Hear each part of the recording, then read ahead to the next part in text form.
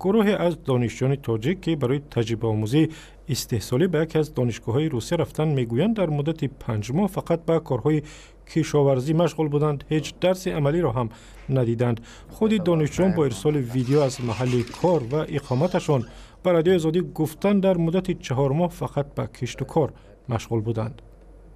باید دانشگاه داشته ندیدیم، شهر چیلر مثل داشته ندیدیم، یکون جورا دیدگی نیستیم. 4 ماه فقط هم بین یک جنگل در بریگاوی میگن که چیلر مثل 170 کیلومتر دوریمون در بین یک جنگل نقشلوق هست. اینجا فقط همون پول زمین.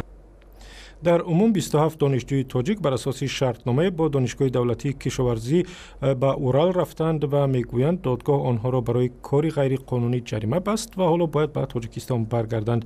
در دانشگاه روسی به رادیو آزادی گفتند که یک هفته اخیر دانشجویان تاجیک را به تحصیل جلب کردند ولی آنها باید به زودی به دوشنبه برگردند.